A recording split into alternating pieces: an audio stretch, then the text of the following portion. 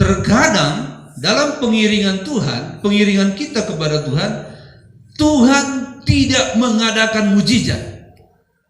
Anda berseru, Anda puasa, Anda menangis, mujizat tidak ada. Ada kalanya Tuhan izinkan itu, tidak ada mujizat. Bangsa Israel selama 40 tahun di padang belantara tidak selalu ada mujizat. Walaupun mujizat belum berhenti dan masih aktif, tetapi mujizat, pertolongan, jamahan Tuhan, sentuhan Tuhan, pembelaan Tuhan, kadang dia diam. Disitulah akan Tuhan lihat apa sebenarnya yang ada di hatimu. Apa sebenarnya yang ada di hati Anda. Ayat yang ketiga, jadi ia merendahkan hatimu, membiarkan engkau lapar, dan memberi engkau makan mana yang tidak kau kenal, yang juga tidak dikenal oleh nenek moyangmu, untuk membuat engkau mengerti bahwa manusia hidup bukan dari roti saja, tetapi manusia hidup dari segala yang diucapkan Tuhan. Jadi bukan dari roti yang berasal dari dunia saja manusia bisa hidup, tetapi seseorang bisa hidup terus kalau Tuhan berkata, engkau hidup walaupun tidak makan. Engkau bahagia walaupun dalam penderitaan. Engkau kuat, engkau mampu. Jangan kita pikir kalau kita dapat uang banyak, kita lebih bahagia daripada orang yang tidak punya uang. Itu tidak jaminan. Bisa saja orang yang miskin jauh lebih bahagia daripada orang yang kaya, karena kebahagiaan bukan terletak pada kemakmuran, tapi terletak pada hubungan seseorang dengan Kristus. Katakan amin, saudara. Kita pikir mampuslah dia, hancurlah dia, tapi dia jauh lebih berbahagia daripada kita. Tapi bukan berarti bahwa yang miskin tetap lebih bahagia daripada yang kaya.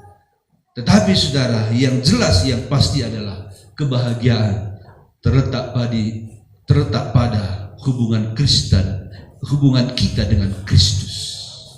Kalau kita lengket dengan Kristus, kita bahagia, baik miskin walaupun kaya. Amin. Kita bahagia. Kebahagiaan terletak pada melekatnya kita dengan Kristus. Sekali lagi, kebahagiaan terletak pada kita dekatnya dengan Kristus. Maksud saya ini adalah kebahagiaan dalam Kristus.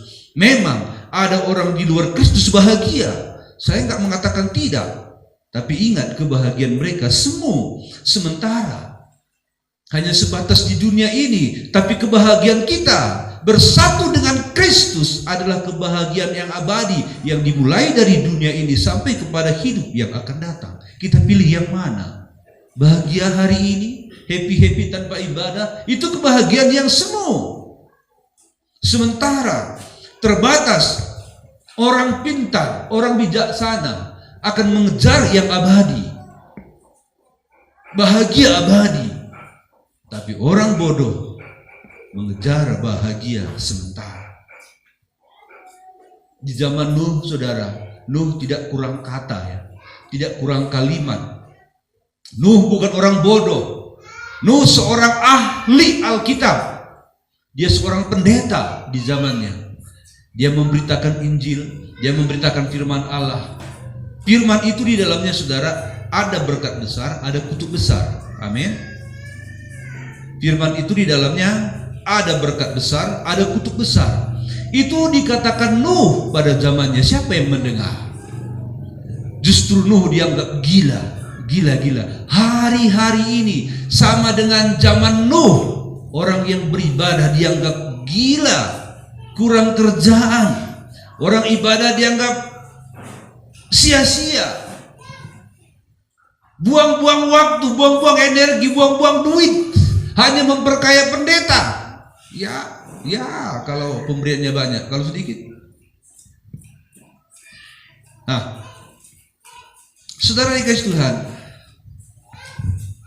kenyataan dalam hidup ini, sedang kita jalani. Ini kita sedang berada dalam perjalanan menuju tanah Kanaan. Ya, mungkin ada yang merasa sudah sampai di sana dan masuk ujian lagi. Ya, itu kitalah yang merasakan ya, merasakan. Tetapi Tuhan ingin hati kita itu murni. Saudara dikasih Tuhan, sesuai dengan judul firman Tuhan ini, padang gurun membuktikan iman kita. Apakah iman kita itu benar-benar cinta Tuhan atau tidak?